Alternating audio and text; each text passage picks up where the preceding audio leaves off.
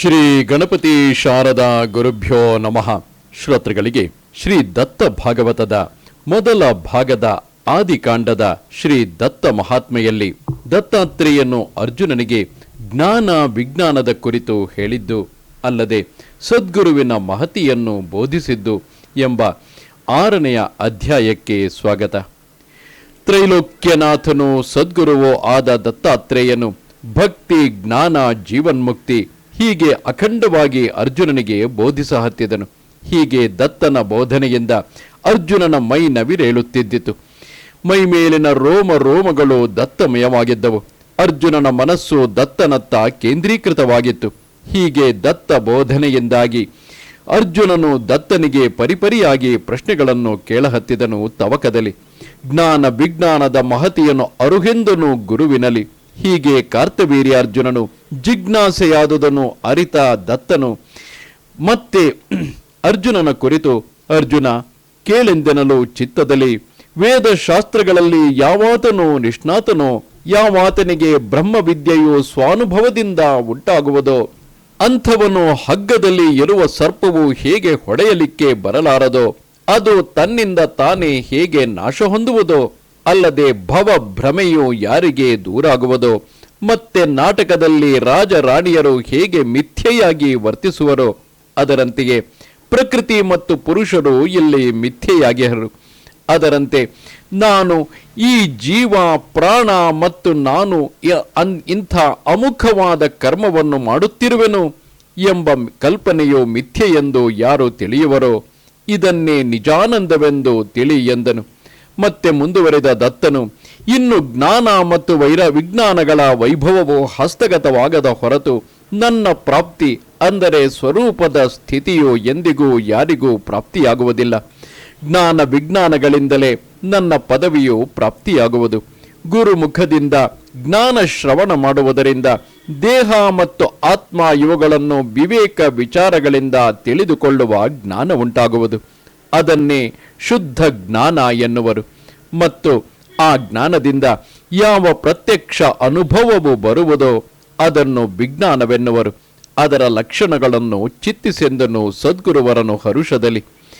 ಅರ್ಜುನ, ಎಲ್ಲಿಯವರೆಗೆ ಸ್ವತಃ ಸಿದ್ಧಪಡಿಸಿದ ಸ್ವಯಂ ಪಾಕವನ್ನು ನಾವು ಸ್ವೀಕರಿಸುವುದಿಲ್ಲವೋ ಅಲ್ಲಿಯವರೆಗೆ ಅದು ಸಿಹಿಯೋ ಕಹಿಯೋ ಗೊತ್ತಾಗದು. ಹಾಗೆ ಜ್ಞಾನದ ಸ್ಥಿತಿಯಾಗಿರುವುದು.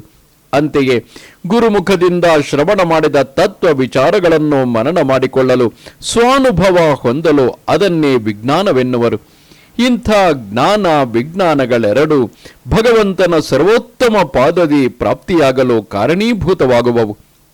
ಸಮಸ್ತ ಜಗತ್ತಿನ ಎಲ್ಲ ಭಾಸವು ನಿಜವಾಗಿಯೂ ಮೃಗಜಲದಂತೆ ಇರುವುದು. ಏನೇನು ಇಲ್ಲಿ ಕಾಣುತ್ತಿರುವುದೋ ಅದೆಲ್ಲವೂ ಮಿಥ್ಯವಾಗಿರುವುದೇ ಹೊರತು ಅದು ಸತ್ಯವಲ್ಲ. ನೀನು ಜನ್ಮ ಮರಣಗಳಿಗಿಂತಲೂ ಬೇರೆಯಿದ್ದು 3 ಗುಣಗಳಲ್ಲಿ ನಿನ್ನ ಪ್ರವೇಶವಿಲ್ಲ. ಹಾಗೂ ನಿಜವಾಗಿ ಪ್ರಪಂಚಕ್ಕಿಂತಲೂ ನೀನು ಅಲಿಪ್ತನಿರುವೆ. ಅರ್ಜುನ, ಅದು ಹೇಗೆಂದು ಕೇಳು. ಅದು ಎಂತೆಂದರೆ, ಈ ಉಕ್ತಿಯ ಪರಮ ಅನುಭವ ಹೇಗಿರುವುದೆಂದರೆ, ಉತ್ಪತ್ತಿ ಸ್ಥಿತಿ ಹಾಗೂ ಲಯ ಇವುಗಳಲ್ಲಿ ಪ್ರಪಂಚದ ನಿಜ ಅಸ್ತಿತ್ವವಿಲ್ಲ. ಉತ್ಪತ್ತಿಗಿಂತಲೂ ಮೊದಲು ಪ್ರಪಂಚವಿರಲಿಲ್ಲ, ಹಾಗೂ ಅಂತ್ಯದಲ್ಲಿಯೂ ಸಹ ಇರಲಾರದು. ಮಧ್ಯದಲ್ಲಿ ಮಾತ್ರ ಯಾವುದರ ಭಾಸವಾಗುವುದೋ ಅದೇ ಮಾಯಾಮಯ ಹಾಗೂ ಮಿಥ್ಯೆಯಾಗಿರುವುದು. ಪ್ರಪಂಚ ಹಾಗೂ ಸೃಷ್ಟಿಯ ಆದಿಯು ಪರಬ್ರಹ್ಮವೇ ಆಗಿರುವುದು. ಅಂತ್ಯಕ್ಕೂ ನಿರುಪಯುಕ್ತವಾದ ಪರಬ್ರಹ್ಮವೇ ಉಳಿಯುವುದು. ಅಲ್ಲದೆ ಸೃಷ್ಟಿಯ ಕಾಲದಲ್ಲಿಯೂ ಸಹ ಆ ಪರಬ್ರಹ್ಮವೇ ಉಳಿಯುವುದು. ಭ್ರಾಂತಿಷ್ಟ ಜನರಿಗೆ ಮಾತ್ರ ಸಂಸಾರದ ಮಿಥ್ಯೆಯಾದ ಭ್ರಮೆಯೇ ತೋರುವುದು.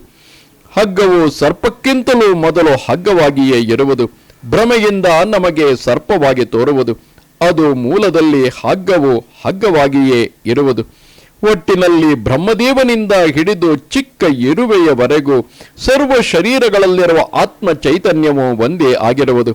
ಇದನ್ನು ತಿಳಿಯುವುದೇ ಶುದ್ಧ ಜ್ಞಾನವಿರುವುದು. ಮತ್ತೆ ಮುಂದುವರೆದ ಗುರುವರನು, ಅರ್ಜುನನೇ, ನಿನಗೆ ವಿಜ್ಞಾನದ ಲಕ್ಷಣಗಳನ್ನು ಹೇಳುವೆನು, ಚಿತ್ತಿಸೆಂದನು. ಮುಂದುವರೆದು, ಘಟಾದಿಗಳಲ್ಲಿ ಅಂತರ್ಬಾಹ್ಯ ಆಕಾಶವೇ ತುಂಬಿರುವುದು.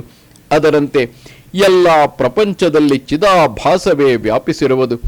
ಯಾವ ಶುದ್ಧ ಜ್ಞಾನವಿರುವುದೋ ಅದೇ ಜ್ಞಾನವ್ಯಾಪ್ತಿಗೆ ಕಾರಣವಾಗುವುದು. ಹಾಗೆಯೇ ಜ್ಞೇಯವು ಪ್ರಾಪ್ತಿಯಾದ ಕೂಡಲೇ ಆ ಜ್ಞಾನವೃತ್ತಿಯೂ ಸಹ ಲೋಪವಾಗಿ ಹೋಗುವುದು. ಇದೇ ವಿಜ್ಞಾನವೆನಿಸುವುದು. ಇದನ್ನು ಕೇವಲ ಜ್ಞಾನದಿಂದಲೇ ತಿಳಿಯಬೇಕಾಗುವುದು.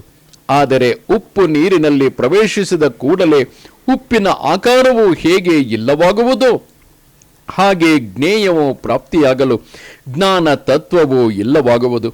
ಅಂತೆಯೇ ಚರಾಚರಗಳಲ್ಲಿ ವ್ಯಾಪಿಸಿದ ಆ ಪರಬ್ರಹ್ಮ ಸ್ವರೂಪವು ಅಖಂಡವಾಗಿಯೇ ಇರುವುದು. ಅದು ಯಾವುದೇ ಆಕಾರವಾಗಲಿ ಅಥವಾ ಆಕಾರವೋ ಲಯವಾದರೂ ಸಹ ಆ ಪರಬ್ರಹ್ಮವಾದ ಆತ್ಮಸ್ವರೂಪಕ್ಕೆ ಅಣು ಮಾತ್ರವೂ ಸಹ ವಿಕಾರವು ಸಂಭವಿಸದು. ಅರ್ಜುನ, ಶ್ರೇಷ್ಠವಾದ ಜ್ಞಾನ ವಿಜ್ಞಾನ ಯೋಗದಿಂದಲೇ ಭ್ರಮೆಯು ದೂರವಾಗಿ ಅಖಂಡವಾದ ಆನಂದದ ಅನುಭವಕ್ಕೆ ಬರುವುದು. ಹೀಗೆ ಗುರು ದತ್ತಾತ್ರೇಯನ ಅಮರ ಬೋಧಾಮೃತವನ್ನು ಸವಿದ ಅರ್ಜುನನು ಗುರುಚರಣ ಭಕ್ತಿಯನ್ನು ಆಚರಿಸಲು ಅಣಿಯಾದನು. ಅದಕ್ಕೆ ದತ್ತಾತ್ರೇಯನು ಜ್ಞಾನ ವಿಜ್ಞಾನಗಳಿಂದ ಕೂಡಿದ ಪರಮಾತ್ಮನ ಜ್ಞಾನ ಪ್ರಾಪ್ತಿಗೆ ಗುರು ತತ್ವದ ಶ್ರವಣವು ಬಹುಮುಖ್ಯವಾಗಿದೆ ಎನ್ನಲು ಅರ್ಜುನನು ಗುರುರಾಯ ವಿವರಿಸೆಂದನು ಭಕುತಿಯಲ್ಲಿ. ಆಗ ಮತ್ತೆ ಪರಮಾನಂದ ಭರಿತನಾದ ದತ್ತಾತ್ರೇಯನು ಅರ್ಜುನನನ್ನು ಕುರಿತು ಚಿತ್ತಿಸೆಂದನು ಮುಂದಿನದು ಹರುಷದಲ್ಲಿ. ನ ಜಾತೋ ಮೃತ್ಯೋಸಿ ತ್ವಂ ನತೇ ದೇಹ ಕದಾಚನ ಸರ್ವಂ ಬ್ರಹ್ಮೇತಿ ವಿಖ್ಯಾತಾಂ ಬ್ರವೀತಿ ಬಹುಧಾ ಶ್ರುತಿ.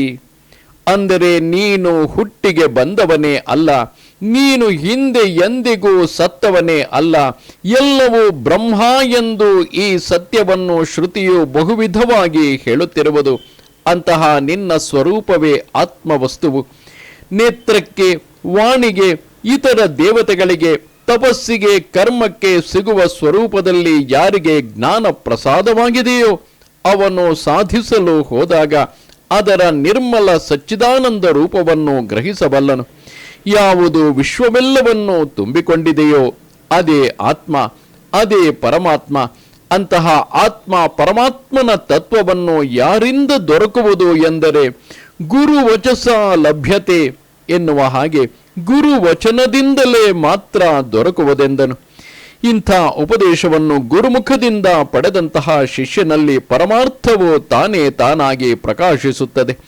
ಗುರುವಿನ ಉಪದೇಶದ ಶ್ರವಣವೇ ನಿಜವಾದ ಸಾಧನ ವ್ರತವೆನಿಸುವುದು. ಅಂತಹ ಸದ್ಗುರುವಿನ ಪ್ರಾಪ್ತಿಗಾಗಿ ಸದ್ಭಕ್ತಿಯು ಮುಖ್ಯವಾಗಿದೆ. ಜ್ಞಾನ ವಿಜ್ಞಾನ ಸಹಿತಂ ಲಭ್ಯತೆ ಗುರುಭಕ್ತಿತಃ ಎನ್ನುವಂತೆ ಗುರುಭಕ್ತಿಯಿಂದಲೇ ಬ್ರಹ್ಮಾನುಭವ ಉಂಟಾಗುವುದು. ದೇಹ ಭಾವದಿಂದ ಕಂಗೆಟ್ಟು ಹೋಗಿರುವ ಜೀವಿಯನ್ನು ಕರಪಿಡಿದು ಉದ್ಧರಿಸುವವನೇ ಸದ್ಗುರುವು. ಗುರುಪದೇಶದ ಶ್ರವಣ ಮನನ ನಿಧಿಧ್ಯಾಸಗಳಿಂದಲೇ ಜೀವಿಯು ತಾನು ಪರಮಾತ್ಮನೆಂಬ ಜ್ಞಾನವನ್ನು ವಿಜ್ಞಾನ ರೂಪವಾಗಿ ಹೊಂದುವನೆಂದು ಪರಿಪರಿಯಾಗಿ ದತ್ತನು ಅರ್ಜುನನಿಗೆ ಬೋಧಿಸಿದನು ಎನ್ನುವಲ್ಲಿಗೆ ಈ ಅಧ್ಯಾಯವು ಮುಕ್ತಾಯವಾಗುತ್ತದೆ.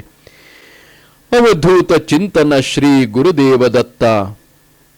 ನಮಸ್ತೆ ಶಾರದೆ ದೇವಿ ಕಾಶ್ಮೀರ ಪುರವಾಸಿನಿ ತ್ವಾಮಹಂ ಪ್ರಾರ್ಥಯೇ ನಿತ್ಯಂ ವಿದ್ಯಾದಾನಂಚ ದೇಹಿಮೆ. ನಮಸ್ಕಾರ.